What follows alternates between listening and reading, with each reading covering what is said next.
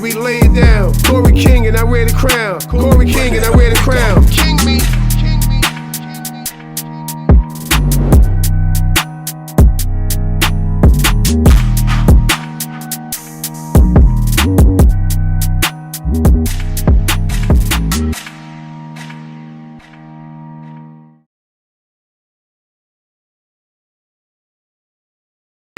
Rick Martin.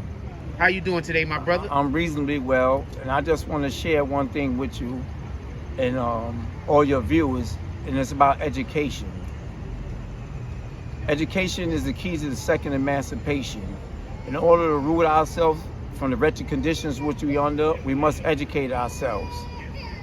Once you educate yourself, you will understand the perils of criminal thinking versus the transforming powers of education. Peace. Out here, and I'm with Tank. What projects are we sitting in right now? You sitting in my home, Cypress Hill Projects. That's what's up. Real quick, can you name some legends that has came from Cypress Hills? Well, as myself, Tank the Terminator, I'm Boom. a legend, you know. Rick Martin, Boom. Drac, Boom. Head, Boom. Kool-Aid. Boom. When you said hey, you talking about Tank Head? No, I'm talking about actual cabeza, which is Bomb. That's Head. head, Spanish for head. That's Yeah. Head. Copy. All right, so real quick, just because I've heard that there's things that, because for everybody that don't know, nowadays a lot of the OGs do things in the community to try to help the community.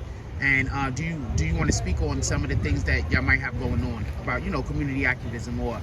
Well, basically, I'm the self-proclaimed mayor of Cypress Hill Project. Boom. All the kids love me. They call me Uncle Tank. You know, I make sure, you know, they have school supplies, things of that nature. Also, we try to do a lot of the security contracts as far as construction in the neighborhood. So we give younger brothers jobs and stuff like that. Also, CK also does construction and helps a lot of brothers get jobs. Boom. First of all, let me just say I'm going to give all of y'all a shout out to that, because one of the biggest issues that we do have with the discrepancy with our economy, the black economy, is the inability for us to sometimes get good, honest work after we've come from a situation like prison. So I do want to shout you guys out. We definitely appreciate that. There are a lot of brothers out there that want to do better, and when given the opportunity will do better. So we appreciate that. Yes, you know, basically we all we got, you know. We help kind of, you know, destroy these communities, and as grown men now, we're helping build the community back up. Respect. So who are some of the people that you came up under, if you don't mind me asking? Well, I came up under, you know, Rick Martin, you know, Kool-Aid, Walter Johnson, aka Tut, you know, individuals like that. Okay, that's what it is. So you are definitely okay. For everybody that don't know, I'm a little old here, and I definitely do appreciate, and I try to tell people that the 80s was nothing to F with. I try to tell people that all the time. Like, the 80s was like the Wild Wild West out here in New York. Just because I just want to give a little bit of a nostalgia. I want to live a little bit of nostalgia. And this is a hip-hop channel, and we talk about hip-hop. How was the parties in the parks?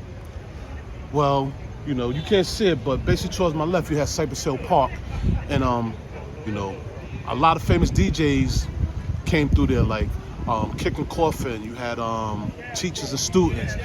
You had the famous DJ Keith Watkins. You know, back then, you know, the park jams, they was peaceful, you know, fun-loving family, everybody out there having a good time, you know.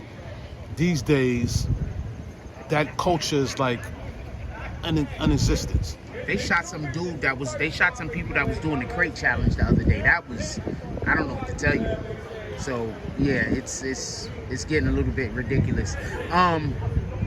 Besides that, as we look at the way that our geopolitical landscape is set up, and we seeing the things that our president has just recently did, and we see what's going on in Afghanistan and whatnot.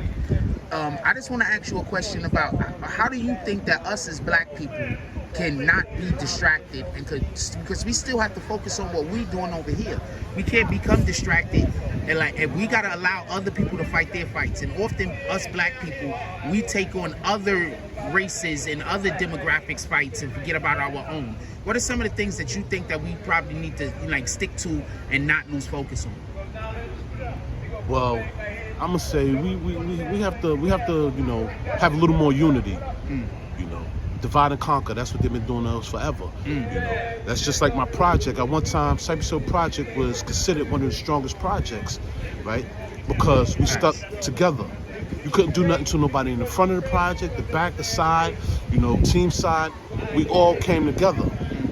But now you have, you know, gang wars going on out here that I try to stop. You got the front against the back, the back against the front, the middle against whoever, you know.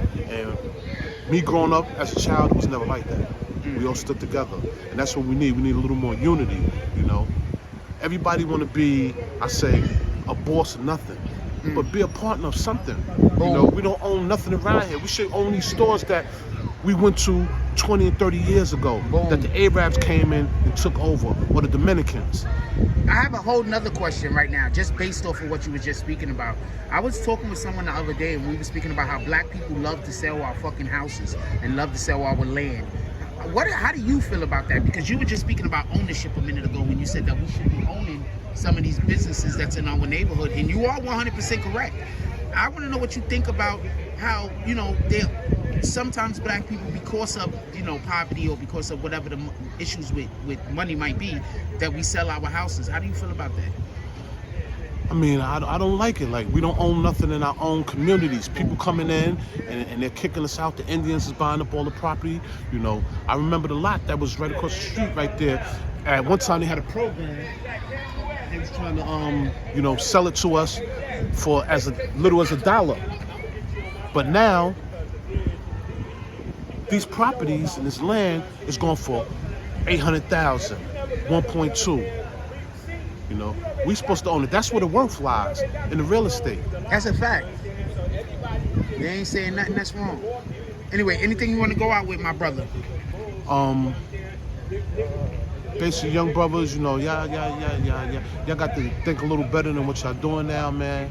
And, you know, you have people out here like myself, you know, CK, you know, which is a good brother that I grew up in the ranks.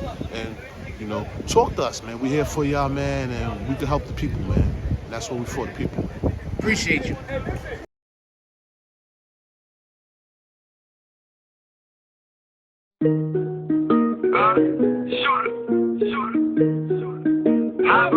Hybrid.